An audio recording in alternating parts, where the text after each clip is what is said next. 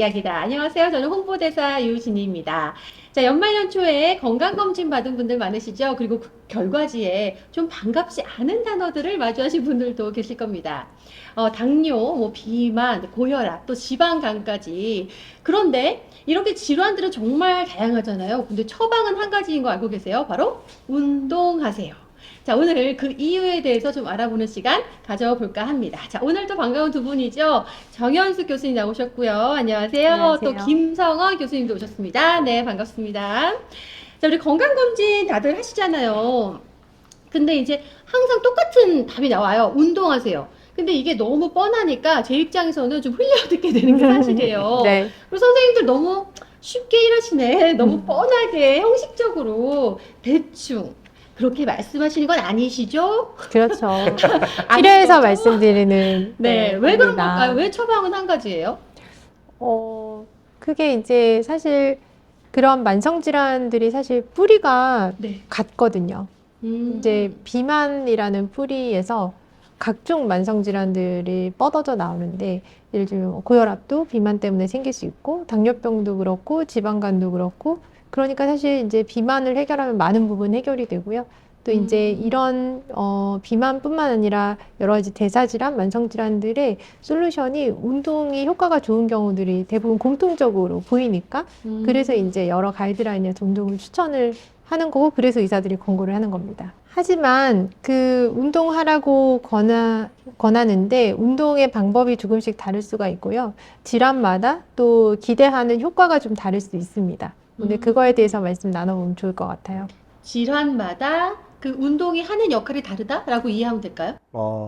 당뇨나 뭐 고혈압이나 운동을 어떻게 해야 되는가가 조금씩 달라요. 그래요? 먼저 당뇨부터 가볼까요, 우리? 그렇죠. 당뇨 오늘 당뇨부터 시작. 그래서 뭐 적절한 유산소 운동, 뭐 적절한 근력 운동, 뭐 우리 많이 나와 있는 바와 같이 당뇨 운동을 하면 되는데 네. 가장 중요한 부분이 있어요. 운동을 쉬지 않고 매일매일 해야 됩니다.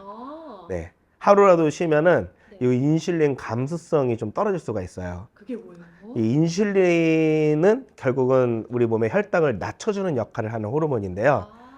운동을 통해서 우리 몸에 인슐린을 좀 더 잘 받아들일 준비를 만들어 두는 게 인슐린 감수성을 높인다고 표현을 합니다. 맞아요. 그 당뇨 환자들은 그 혈당을 안정화시키기 위한 여러 가지 노력들을 하잖아요. 그래서 그렇죠. 식사도 굉장히 중요하던데, 그러면 운동을 하는 타이밍도 식사 시간과 뭐 상관관계가 있을까요? 매우 중요합니다. 식사 전에 하는 게 좋을까요? 후에 하는 게 좋을까요? 후, 그렇죠. 예리했죠. 네. 왜냐하면은 식사 후에는 혈당이 높아지니까 네. 이 높아진 혈당을 운동을 통해서 다시 낮춰줘야 되는 거죠. 그래서 운동은 꾸준하게 매일매일 쉬지 않고 열심히 해주시는 게 당뇨 운동에서 가장 중요한 포인트 중에 하나입니다. 운동을 잘하면은 약을 먹는 것보다도 오히려 더 도움이 될 수 있나요? 사실 당뇨병에서는요, 네. 가장 중요한 게 약물 복용이기는 합니다. 약물 복용이고, 그 운동을 하게 되면은 아까 식후에 한다고 말씀하셨잖아요. 네. 그러면은 이제 밥을 먹고 나서 그 혈당 스파이크, 이 높이를 조금 낮출 수가 있고요. 그 다음에 혈당이 올라가는 속도를 조금 더 완만하게 가져갈 수가 있어요. 그래서 중요한 거고, 아까 식후에 운동해야 된다고 말씀하셨는데, 그러면 식후 언제부터? 이게 궁금하지 않나요? 제가 그 부분을 5분 뒤? 10분 뒤? 그렇죠, 그렇죠. 그게 좀 궁금한데 사실 그게 이제 미국 당뇨병 학회에서 네. 딱 제시한 시간이 있어요. 있어요? 30분. 30분 30분 이후. 30분. 네, 근데 그 식후라는 게 숟가락을 놓는 시점이 아니고요. 네. 숟가락을 드는 시점부터 따져서 30분 후에 운동을 시작하면 효과적이다라고 이미 가이드라인에 나와 있습니다. 그러면 네. 식사 시간이 뭐 사람마다 다르겠지만 뭐 10분이 걸릴 수도 있고 20분이 걸릴 수도 있잖아요. 그러니까 그 시간을 잘 맞춰서 딱 시작한 지 30분 후에 운동을 해라 이 얘기네요. 네, 맞습니다. 그러면 식후 혈당을 아주 효과적으로 낮출 수 있다. 권장사항이 굉장히 디테일하게 나와 있다는 게 좀 놀랍습니다. 네. 근데 저는 중요한 게 또 이 당뇨 환자들은 물론 말씀하신 것처럼 약을 많이 쓰더라고요. 근데 전 단계에 계신 분들은 그래도 좀 효과를 더 볼 수 있잖아요. 그래서 잘하면은 이 당뇨로 가는 것을 좀 막을 수도 있지 않을까? 네, 근데 너무 운동을 하고 다이어트를 해서 어떻게 보시는지. 네, 너무 정확하시거든요. 그러니까 당뇨라는 게 공복 혈당 수치를 기준으로 진단을 하는데 네. 공복 혈당이 126이 넘어가면은 당뇨병 이렇게 어. 진단을 하고 공복 혈당이 100 미만이면 정상이에요. 그러면은 그 정상과 당뇨병 사이에 있는 환자들은 당뇨 전 단계로 정의를 하거든요. 이분들은 장기적으로는 당뇨병으로 이완될 가능성이 매우 높거든요. 그래서 네. 이분들의 목표는 당뇨병으로 가지 않게끔 예방하는 거, 그리고 조금 더 나아가서는 다시 정상으로 돌아가는 것. 그런데 이분들한테 약을 쓰지는 않아요. 약을 처음부터 쓰지는 않아요. 이분들은 그 생활 습관 교정을 통해서, 그것도 물론 이제 당분이 많은 음식을 덜 먹고, 그리고 탄수화물을 적정량만 섭취를 하고, 그리고 아까 말씀하신 운동을 통해서 인슐린 저항성을 개선을 해나가는 네. 그런 치료가 이런 분들한테는 필요한 거죠. 그렇게 하다 보면은 당뇨병으로 이완되지 않을 수 있고, 또 더 잘하면은 정상으로 갈 수 있는 겁니다. 그렇군요. 이 네. 전 단계에 있으신 분들한테는 정말 희소식이 아닐 수 없습니다. 네, 네. 운동과 식단만으로도 네, 치료를 할 수 있다고 하니까 너무나 반가운데요. 네. 이 당뇨만큼 한국인들이 많이 있는 증상, 고혈압이잖아요. 이 고혈압일 때는 어떤가요? 운동해도 되나요? 운동 열심히 해야죠. 그래요? 과거에는 진짜 고혈압인 경우에 근력 운동을 하지 말라고 했던 가이드도 있긴 했었어요. 힘을 너무 많이 주면 네. 갑자기 혈압이 팍 올라갈까 봐 그러죠. 맞아요. 근데 지금에 이르러서는 어느 정도의 중등도 이상의 운동도 근력 운동도 오케이를 하고 있거든요. 그래서 근력 운동과 유산소 운동을 적절하게 잘 해주면 고혈압에 많은 이제 혈압을 좀 낮추는 효과를 본다고 해요. 네, 여기서 또 중요한 거는 운동이라고 하면 보통 한 30분 이상, 뭐 1시간 정도씩을 권장을 하는데 고혈압 운동만큼은 이 엑서사이즈 스낵, 스낵? 네, 운동 과자? 간식이죠. 아, 간식. 네, 그래서 한 10분 정도씩 시간이 나더라도 그만큼의 운동도 효과를 많이 본다고 하는 게 고혈압이에요. 짧게 가벼운 운동. 네, 맞습니다. 그러면 집에서 하는 왜 홈트레이닝이라고 하나요? 가벼운 스트레칭 이 정도만 해도 좀 도움이 되나요? 그렇죠. 근데 단순히 스트레칭만 하면은 운동의 강도가 낮으니까 그래도 어느 정도 뭐 가볍게 슬로우 조깅 이상의 운동 강도를 좀 맞춰서 유산소와 근력 운동. 그래서 둘 다 해주시는 게 좋습니다. 선생님 보시긴 어때요? 네, 정말 맞는 말씀을 하셨고요. 네. 사실 고혈압에서 이제 의학적으로 당연히 약을 복용하는 게 또 1번입니다. 약을 그쵸. 무조건 복용을 하셔야 되고, 고혈압으로 진단을 받으면. 그러고 운동을 하시면은 고혈압 약물을 용량을 좀 줄여본다든지 아니면 혈압이 조금 더 잘 조절되게 하는 효과를 누릴 수가 있어요. 그래서 운동만으로도 혈압을 떨어뜨리는 효과 한 5에서 7 정도 떨어뜨릴 수 있다고 지금 보고가 되어 있거든요, 실제로. 그래요? 네, 그래서 운동을 하시는 게 무조건 좋다. 근데 좀 주의할 점은 사실 우리가 운동을 하면은 평상시보다 이 심박이 빨리 뛰기 때문에 심박수가 높아지기 때문에 혈압이 좀 높게 유지가 되는 그런 경향이 것 같아요. 있어요. 혈압을 안정시키는 게 아니라 운동을 하면 저도 지금 혈압이 올라가는 거 아닌가? 네. 그렇게 막 그렇게 운동을 하는데 네, 실제로도 네. 혈압이 좀 올라가고, 그리고 운동을 시작한 초기에 조금 더 올라가는 걸로 알려져 있거든요. 네. 그런데 만약에 조절되지 않는 고혈압 환자가 운동까지 하면은 혈압이 더 높아지기 때문에 그런 환자는 좀 주의를 할 필요가 있는 거죠. 그래서 조절되지 않는 고혈압의 정의는 이제 고혈압이 원래는 수축기 혈압 140 이상 또는 이완기 혈압 90 이상일 때 고혈압으로 진단을 하는데, 조절되지 않는 고혈압이라고 하는 거는 160에 100이에요. 160이 넘어가거나 이완기 혈압이 100이 넘어가면 그 환자들은 운동을 주의를 해야 되는 거죠. 그러니까 똑같은 고혈압이 아니에요. 고혈압 환자들 중에서도 네, 중 160, 네, 160에 100. 조절되지 않는 고혈압이 있는 경우에는 그분들은 운동하기 전에 일단 혈압부터 낮춰야 되는 거죠. 그래서 약을 주치의와 먹어도 조절이 안 돼요. 약을 잘 먹으면 조절이 됩니다. 그래서 주치의와 잘 상의를 해서 본인에 맞게끔 약을 잘 피팅을 해서 약을 복용을 하는 걸 추천을 드리고, 그래서 안전한 혈압 레인지에 들어왔을 때 운동을 하는 게 안전하다, 이렇게 의학적으로는 그렇게 알려져 있습니다. 그러니까 같은 고혈압 환자들이라 해도 네, 조금 정도가 심하신 분들은 약을 반드시 복용하고 또 운동을 할 때도 주치의와 상담을 한 후에 진행하는 게 좋겠다라는 말씀으로 이해하면 되겠죠? 네, 맞습니다. 알겠습니다. 또 뭐 고혈압에 관해서 해주실 말씀이 있는지 없나요? 얘기를 잘 해주셨어요. 그 네. 고혈압 전 단계 1기, 2기거든요. 네. 그 얘기를 해서 그래서 160mmmercury 이상 넘어가면 저희들도 운동을 하면 안 되는 단계로서 먼저 이제 가까운 병원에 가서 본인에게 맞는 또 고혈압 약도 기전이 여러 가지가 있기 때문에 처방을 또 잘 받아야 돼요. 해서 160mm 이하로 낮춘 상태에서 운동을 진행을 합니다. 근데 사실 운동을 할 때는 내가 혈압이 올라 있는지 내려가 있는지 측정하면서 운동을 하진 않잖아요. 근데 어떤 때에 나 좀 혈압이 올라갔네? 이 사람 좀 위험해 보이네? 어떻게 알 수 있어요?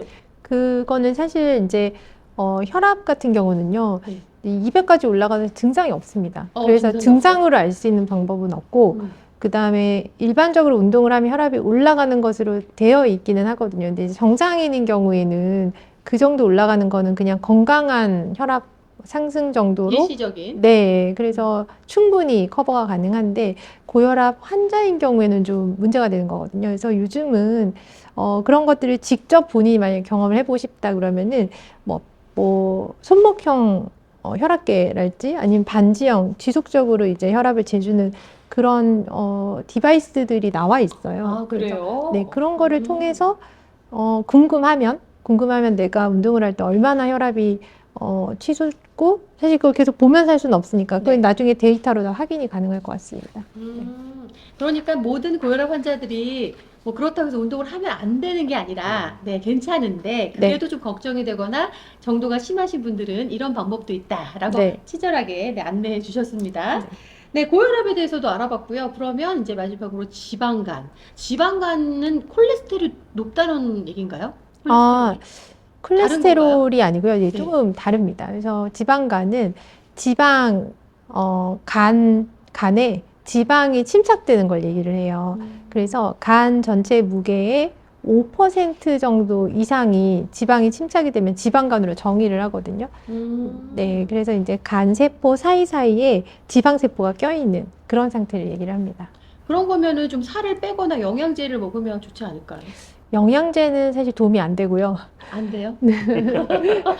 영양제는 안 동시에 됩니다. 웃으시네요. 네, 살을 빼는 것이 네. 지방간에 가장 좋은 치료라고 지금 알려져 있어요. 영양제가 아니라 살을 빼는 것이다. 네, 그래서 그 체중을 빼는 데 있어서 사실 이제 연구 결과 중에서 5%, 7%, 9% 룰을 기억하시면 좀 좋은데, 그러려면 이제 지방간의 그런 질병의 진행 과정을 좀 알아야 되거든요. 네. 처음에는 그냥 간세포 사이사이에 지방이 껴요. 그게 지방간인데, 그게 좀 더 진행이 되면은 간세포에 염증이 와요.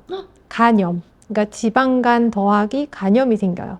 그게 더 진행이 되면, 이게 염증이 생기면은 그게 이제 생겼다 낫고 이런 과정에서 좀 딱딱한 섬유화라는 과정이 진행이 되거든요. 그래서 지방간, 간염, 섬유화. 요 단계가 이제 세 번째 단계라고 보시면 돼요. 점점점 이제 진행이 되는 거네요. 그렇죠. 이렇게. 그렇게 진행될 수가 있어요. 물론 진행이 안 되는 분들도 있지만 진행이 되는데 체중을 5% 정도 줄이면은 네. 지방간이 호전된다고 알려져 있고, 체중을 7%를 줄이면은 지방간 플러스 염증이 호전된다고 되어 있고, 9%를 줄이면 섬유화까지도 호전될 수 있다. 이렇게 나와 있거든요. 지방간이 있는 분들이야말로 운동이 필수인 거네요. 네, 운동을 해서 살을 빼면, 9% 정도의 살을 빼면은 간에 있는 많은 그런 병변들이 좀 좋아질 수 있다. 이렇게. 그러면 지방간 있는 환자분들 어떻게 운동을 해야 될까요? 우선은 지방을 빼줘야 되는 거잖아요. 네. 근데 우리가 운동을 할 때 에너지원을 딱 두 개를 써요. 하나는 탄수화물, 하나는 지방입니다. 근력 운동을 할 때는 보통 탄수화물 위주로 쓰고요. 유산소 운동할 때 보통 지방을 에너지원으로 쓰거든요. 우리 몸에 있는 지방은 우리가 운동을 할 때 필요한 에너지를 미리 저장해 둔 거예요. 스토리지죠. 그래서 긴 시간에 장기간의 유산소 운동을 통해서 우리 몸에 저장되어 있던 지방을 조금 태워야 됩니다. 그래서 좀 길게 또 강도도 어느 정도 너무 저강도 말고 한 중강도 이상 정도로 운동을 유산소 운동을 좀 권장을 하는 편이에요. 그렇군요. 이렇게 이야기를 듣다 보니까 정말 이 질환들마다 다 운동이 그 기대하는 효과, 목적이 다른 것 같아요. 네, 그리고 제가 중요한 걸 하나 빠뜨렸는데, 네. 지방간이 있을 때 사실 체중이 줄지 않더라도 운동만으로도 그 지방간이 한 10% 정도는 줄일 수 있다고 알려져 있거든요. 그래요? 네, 꼭 체중이 빠지지 않더라도 운동만 해도 지방간에 효과가 있다. 이렇게 기억을 좀 해주시면 좋을 것 같아요. 운동하세요라는 처방을 듣고 흘려들었던 네, 선생님 말을 무시했던 저 자신 반성합니다. 네, 알겠습니다. 오늘 뭐 당뇨, 뭐 비만, 고혈압, 지방간 등등에 대해서 이 운동법에 대해서 또 알아봤는데요. 마지막으로 한 말씀씩 네, 부탁드리겠습니다. 저는 이제 좀 드리고 싶은 말씀은 당뇨병이나 당뇨 전 단계 환자에서 운동이 중요하고 식후 운동이 아까 중요하다고 말씀을 드렸잖아요. 그런데 그뿐만 아니라 당뇨나 당뇨 전 단계가 아니신 정상인 분들도 식후에 앉아 계시지 마시고 숟가락을 든 시간으로부터 30분부터 어떤 신체 활동이라도 하는 거를 좀 추천을 드립니다. 실제로 요즘은 이제 연속 혈당계 같은 그런 디바이스들이 많이 나와 있어서 그거를 차고 밥을 먹고 움직이고 이런 과정들을 쭉 지켜보면은 아무래도 식후에 움직여주면은 그 혈당이 솟구치는 그 높이가 좀 낮아지고 그리고 혈당이 서서히 올라가고 이런 거를 경험을 하실 수가 있을 거예요. 그래서 좀 더 건강한 생활을 위해서 밥을 먹고 나면은 무조건 좀 움직인다. 이렇게 개념을 가져가시면 좋을 것 같습니다. 사실 공짜로 얻어지는 건 없는 것 같아요. 네. 그래서 건강을 되찾기 위해서는 두 분 말씀하신 것처럼 좀 매일매일 저금하듯이 네, 그렇게 운동에 투자해야겠다라는 생각이 오늘 정말 많이 들었어요. 김성원 교수님도 한 말씀 부탁드릴게요. 각 질환에 적절한 약을 처방받듯이 각 질환의 운동도 조금씩 포인트들이 달라요. 당뇨 같은 경우는 매일 꾸준히 해야 되고 고혈압 같은 경우는 또 숨 참는 운동을 하지 않으면서 조금씩이라도 시간을 내서 운동 간식처럼 이렇게 해줘야 되고 뭐 지방간 같은 경우는 유산소 운동에 좀 더 포커싱 맞추고 그래서 각 질환에 맞는 운동의 방향들만 조금씩 잘 잡아도요 보다 더 큰 효과를 낼 수 있을 겁니다. 두 분 전문가분의 말씀을 들으니까 정말 든든합니다. 역시 아는 것이 힘이요 지피지기면 백전백승이라 했습니다. 자, 이렇게 오늘 배워보신 대로요. 질환에 맞는 운동 처방 꼭 해보시기 바라고요. 건강한 몸 되찾으시길 바라겠습니다. 오늘 도움 말씀 주신 두 분 감사합니다. 여러분 감사합니다. 네, 감사합니다. 감사합니다. 고맙습니다.